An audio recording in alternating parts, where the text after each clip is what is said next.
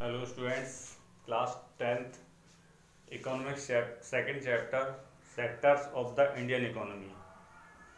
Here students, I told in comparison intermediate goods, primary goods, final goods, GDP and also three sectors. And today's topic students, rising importance of the tertiary sectors. It is maybe students all sectors are important, but in present the tertiary sector is most important sector. Here is some reasons what is the and importance, the growth of rising, यानी the growth of rising responsible factors हैं ये. अब students here you are looking here कि such as in 1973-74 ये आपको GDP by primary sector, secondary sector and tertiary sector जो हम लोग ये जीडीपी है ये स्टूडेंट्स. अब ग्रोथ देख रहे हैं किसकी, किस सेक्टर की कितनी यहाँ पर ग्रोथ हुई है. अब स्टूडेंट्स यहाँ पर ग्रोथ देखिए आप 1 मिनट स्टूडेंट्स. तो स्टूडेंट्स ये ग्रोथ देख रहे हैं आप, जैसे यहाँ पर ये अब इस टाइप की डॉट डॉट देख रहे हैं आप यहाँ तक ये आपका टर्शियरी सेक्टर है. ये कितना है यहाँ से लेके यहाँ तक टर्शियरी सेक्टर यानी कितनी ग्रोथ हुई है यहाँ पर 1973-74 तक, यानी सबसे ज्यादा ग्रोथ हुई है यहाँ पर. यानी मैन्युफैक्चरिंग सेक्टर यानी सेकेंडरी सेक्टर बहुत थोड़ी कम ग्रोथ हुई है यहाँ पर, उसकी ज्यादा ग्रोथ नहीं हुई है, इतना इंपोर्टेंट नहीं था ये. लेकिन टर्शियरी सेक्टर जो था वो तब भी इसकी काफी ग्रोथ हुई थी यहाँ पर. बट इसके आफ्टर दैट 2013 एंड 14 यानी आफ्टर 2000 के बाद में जो टर्शियरी सेक्टर था उसमें ज्यादा ग्रोथ हुई है स्टूडेंट्स. अब उसका रीजन है उसमें ग्रोथ क्यों हुई. अब देखिए ये सेक्टर है, अब देखिए यहाँ पर ऐसा नहीं प्राइमरी सेक्टर की भी यहाँ पर ग्रोथ हुई है. 2013-14 में प्राइमरी सेक्टर की ग्रोथ अच्छी खासी ग्रोथ हुई है, लेकिन उतनी ग्रोथ नहीं हुई जितनी टर्शियरी सेक्टर की हुई है. मैन्युफैक्चरिंग सेक्टर जो आपका सेकेंडरी सेक्टर है उसकी भी ग्रोथ हुई है स्टूडेंट्स. तो यहाँ पर सभी सेक्टर्स की ग्रोथ हुई है. अब लेकिन यहाँ पर जो टर्शियरी सेक्टर है उनकी इनसे डबल से ज्यादा ग्रोथ हुई है. अब जैसे देखिए आप देख रहे हैं कि जैसे एक है आपका प्राइमरी सेक्टर, ये है आपका सेकेंडरी सेक्टर. अब इन दोनों के ऊपर राइड कौन कर रहा है, टर्शियरी सेक्टर. क्या कर रहा है, टर्शियरी सेक्टर इन दोनों के ऊपर राइड कर रहा है यानी सवारी कर रहा है इन दोनों के ऊपर टर्शियरी सेक्टर. क्योंकि प्राइमरी सेक्टर में भी सर्विस की जरूरत पड़ती है, सेकेंडरी सेक्टर में भी सर्विस की जरूरत पड़ती है, और जो सर्विस होती है वही सर्विस सेक्टर यानी टर्शियरी सेक्टर कहलाता है. तो इसीलिए यानी तीनों सेक्टर एक दूसरे पे क्या है, इंटरडिपेंडेंट है.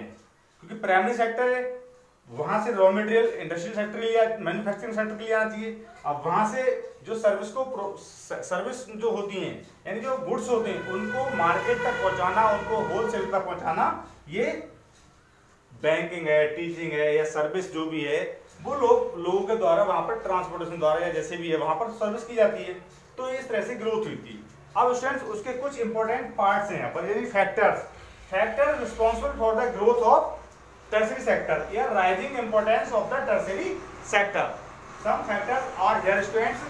तो you are looking here the several basic services. अब बेसिक सर्विसेज, दो services provided by the mainly government such as hospitals, educational institutions, post service, police station, bank, etc. यानी these service provide by the government. किसके द्वारा provide की जाती है, government के द्वारा प्रोवाइड की जाती है. एंड इन अ डेवलपिंग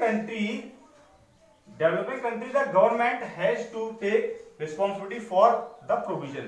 यानी इन पे कौन मतलब प्रोविजन करता है, रिस्पॉन्सिबिलिटी लेता है, इन पे रिस्पॉन्सिबिलिटी लेती है आपकी गवर्नमेंट. अब ये जो सर्विसेज हैं ये गवर्नमेंट के द्वारा प्रोवाइड की जाती हैं. अब यहाँ पर हो रहा है कि ग्रोथ. अब ग्रोथ कैसे हुई, जब इन इंस्टीट्यूशंस को बनाया गया तो इनमें लोगों को एम्प्लॉयमेंट मिला. जब एम्प्लॉयमेंट मिला तो उस सेक्टर का ऑटोमेटिकली क्या हो जाएगा, ग्रोथ हो जाएगा. उसमें वर्किंग जो पीपल्स हैं वो उनका इंक्रीजमेंट होगा. Second point students, development of agriculture and industry. अब development of agriculture, new type method से की. इंडस्ट्रीज का मतलब इन्वेंशन हुआ. इंडस्ट्रीज ज्यादा से ज्यादा more and more developed industry का डेवलपमेंट हुआ, उनमें इंक्रीजमेंट हुआ. Leads to the development for services, यानी जैसे ट्रांसपोर्ट इंडस्ट्री डेवलप हुई, ट्रेड सिस्टम डेवलप हुआ, कम्युनिकेशन सिस्टम डेवलप हुआ, है ना, एक्सेट्रा। तो ये सारे जो टॉपिक्स थे, ये सारे जो सिस्टम थे, ये डेवलप हुए। अब डेवलप होने के साथ जब डेवलप ये होंगे तो उन लोगों को फिर वही बात है कि लोगों को जब डेवलप्ड होंगे तो यहाँ पर एम्प्लॉयमेंट मिलेगा लोगों को और लोग उसे ऐड होंगे। Third point, rise of income level, demand more service like shopping centres, schools, banks etcetera. Communication भी कह सकते हैं यहाँ पर स्टूडेंट्स। अब देखिए कि जैसे जैसे लोगों की इनकम बढ़ती है, लोगों की इनकम में इंक्रीजमेंट होता है, पर कैपिटा इनकम जब बढ़ती है तो लोगों की जो डिमांड्स होती है वो चेंज हो जाती हैं, यानी बढ़ जाती हैं। अब जैसे कुछ रिच पर्सन होते हैं तो उनके घरों में क्या करते हैं कि घर में साफ सफाई करने वाला कोई आ गया, खाना बनाने वाला कोई आ गया, कपड़े धुलने वाला आ गया, मतलब ऐसे वर्क करने वाले आ गए, गार्ड रख लिया घर की सिक्योरिटी के लिए। क्यों? क्योंकि उनके पास पैसा है इतना, तो वो पैसा दे रहे हैं। तो इस तरह से क्या है, न्यू सर्विस डिमांड हुई।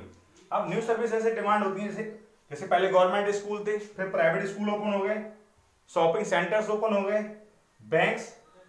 प्राइवेट बैंक्स ओपन हो गए। तो इस तरह से न्यू लोगों ने अपनी डिमांड, इनकी जब पैसा लोगों के पास हुआ तो उन्होंने न्यू सर्विस अपॉइंट की, यानी उनको, तो वहां पर भी लोगों को एम्प्लॉयमेंट मिला। अब नेक्स्ट है कि modernisation and globalisation, some new services based on information and communication technology have became important in essential. अब देखिए जब मॉडर्नाइजेशन हुआ तो इंफॉर्मेशन टेक्नोलॉजी का आना कंपलसरी है, क्योंकि आज का जो टाइम है वो आईटी का ही है। अब इंडिया एक ऐसा सेंटर है जहां पर बेटर क्वालिटी की मतलब बेटर एंड चीप, यानी सस्ती जो फैसिलिटीज वो हैं टेक्नोलॉजी की इंडिया में प्रोवाइड की जाती हैं। तो फॉरेन कंट्री की जो मल्टीनेशनल कंपनी है उनके भी हेड्स जो आईटी सेंटर हैं वो इंडिया में एस्टेब्लिश हैं, वो यहाँ से उसको होल्ड कर रहे हैं अपनी कंट्री को ऑल ओवर द वर्ल्ड से, यानी पूरे वर्ल्ड से वो अपनी कंट्री को, मतलब हमारी कंट्री से यानी इंडिया से उनको ऑपरेट करते हैं।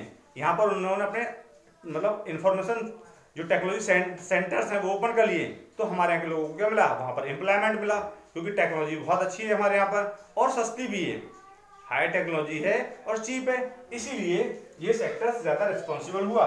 और अब देखिए है क्या कि फाइनली इसमें क्या होता है कि अगर हम 5th पॉइंट लिखें तो फाइनली क्या होता है यहाँ पर कि सभी सर्विस सेक्टर हैं वो एक साथ ग्रोथ नहीं करते हैं।